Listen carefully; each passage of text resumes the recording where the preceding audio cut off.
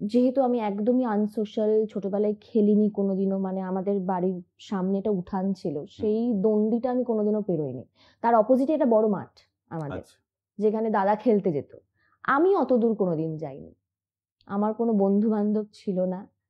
আমার শুধু গণ্ডি ছিল ওই উঠোনটুকুনি। ওখানে যত ফুল গাছ ছিল আমার মনে আছে, ওই মেমোরিজ গুলো রয়েছে অল্প হুম। অল্প। ওখানেই বিকেলবেলা ঘুরে বেড়াতাম আর কি। আর বাড়িতে ঘরের মধ্যে টিচার টিচার খেলতাম আচ্ছা। একা একা। একা। হ্যাঁ। তো আম তো এইভাবেই বড় হয়ে ওঠা। এবং ছোটবেলাতে যতটা আ কনফিডেন্স কম ছিল, সেটা আমার ঠিক ১০ বছর বয়সে আমার গেইন হয় সেই কনফিডেন্সটা, যখন ১ম আমি ম্যাথসে 96 মার্কস আনি আচ্ছা। ক্লাস 4 এ। ওটা ছিল আমার জীবনের টার্নিং পয়েন্ট। আমি ১ম কিছুতে ভালো করেছি। হুম। হুম?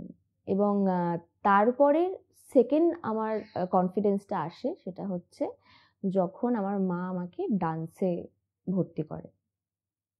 এবং তার আগে গান শেখানোর প্রচুর চেষ্টা করেছে। আমি খুব বাজে গাই। কিছুতেই মানে সরগমটুকুনিও শেখাতে পারেনি। হুম। এবং পরবর্তীকালে আমার দাদা বলে যে, "যে যেটা পারে না তুমি তাকে কেন সেটা শেখানোর চেষ্টা করছো?" এবং আমি সাইমালটেনিয়াসলি কি করতাম, আমাদের যত আশপাশের বাচ্চা-কাচ্চার বার্থডে হতো বা রিলেটিভসদের বার্থডে হতো, তখন আমি গিয়ে ডান্স করতাম তাদের বার্থডেতে গিয়ে। আচ্ছা। আমার স্পেশাল পারফরম্যান্স থাকতো। হুম। তো যে যেটা পারে তাকে সেটা শেখাও।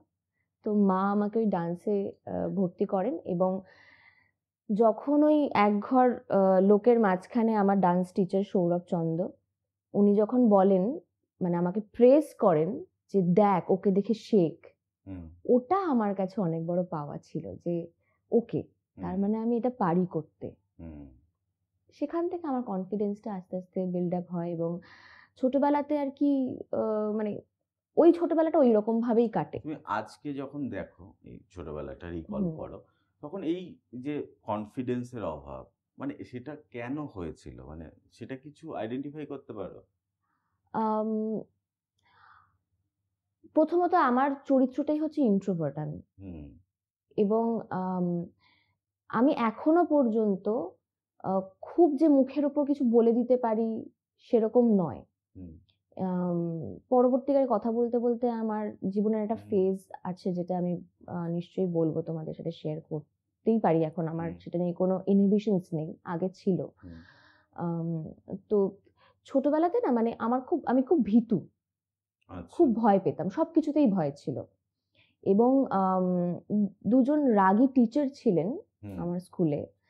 তাকে প্রচন্ড ভয় পেতাম। এবং আমাকে কোনোদিন তাদের মারতে হয়নি। তার আগেই আমি কেঁদে দিয়েছি। আচ্ছা। হুম?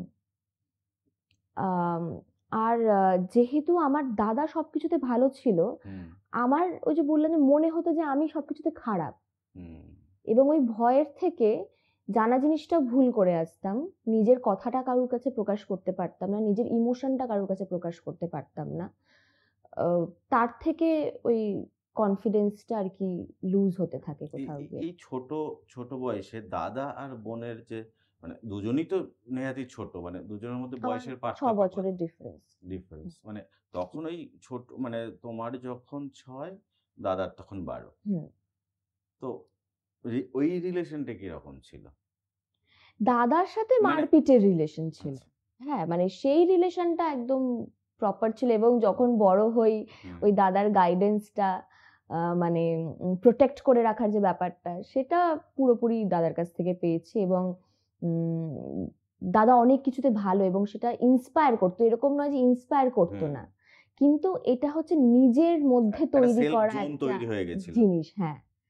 যেটা পরে আস্তে আস্তে, মানে এখন তারা তো আমাকে নিয়ে যথেষ্ট প্রাউড ফিল করে। হুম। এবং সারা জীবন, মানে এটা অনেকে পায় না, আমি পেয়েছি। সেটা হচ্ছে সারা জীবন আমি আমার ফ্যামিলির সাপোর্ট পেয়েছি হুম। এবং সবকিছুতে। আমি যদি পরীক্ষায় খারাপ মার্কসও আনি, কখনো মা আমাকে বলেনি যে, "কেন এরকম হলো? কি ভালো করে পড়াশোনা করছিস না কেন?" হুম। উম ওকে, পরের বার ভালো হবে। আমরা একটু চেষ্টা করি, পরের বার ঠিক হবে। তো কোনোদিনও নেগেটিভ কিছু কিন্তু আমি কারোর কাছ থেকে পাইনি ফ্যামিলির। হুম। যদি নেগেটিভিটি থেকে থাকে সেটা নিজের মধ্যে আমি তৈরি করেছি আরকি। হুম।